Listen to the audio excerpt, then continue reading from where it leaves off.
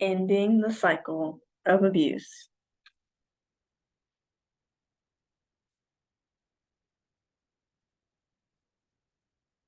Number 1, the introduction. Things about me. I am a Girl Scout in the Southern Appalachians Council. I'm working on my Silver Award, Girl Scouts. I've been a Girl Scout since I was 7. I just bridged to a senior, and I'm currently working on my Silver Award. Southern Appalachian Council. It serves East Tennessee, Southwestern Virginia, and Northern Georgia. Why am I doing this? I believe that there's hope that the cycle can be broken.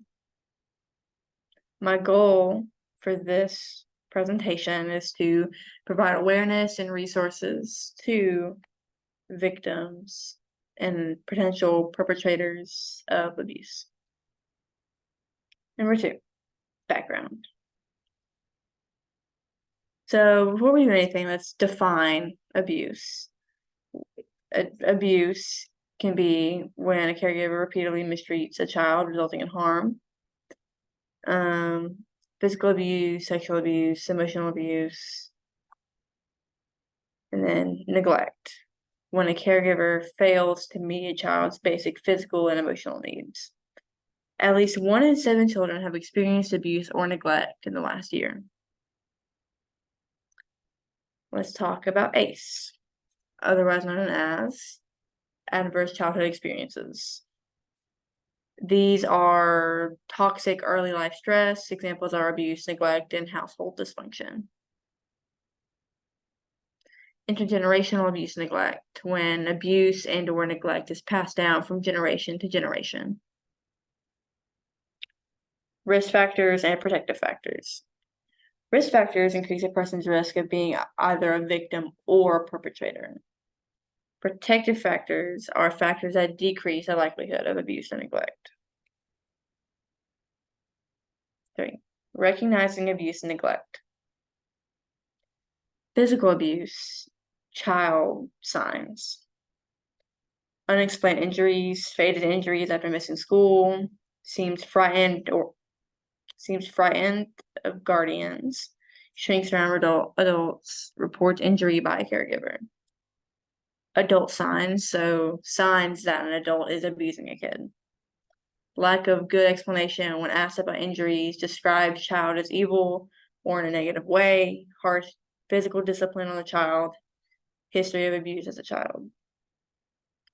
Emotional abuse, child signs shows extremes in behavior. Behavior does not match age of child, developmentally delayed, has attempted suicide, lack of attachment to parent. Adult signs are constantly blames, belittles, or berates the child, unconcerned about the child and refuses to get help for child's problems, overtly rejects the child. Sexual abuse, child signs, difficulty walking or sitting, suddenly doesn't want to change in front of others, reports nightmares, bedwetting, sudden changes in appetite, knows more about sexual behaviors than age appropriate, becomes pregnant under the age of 14, runs away, reports abuse. Adult signs, unusually protective over the child, especially around people of the opposite sex. Is secretive or isolated, just jealous or controlling of family members. Neglect, child signs.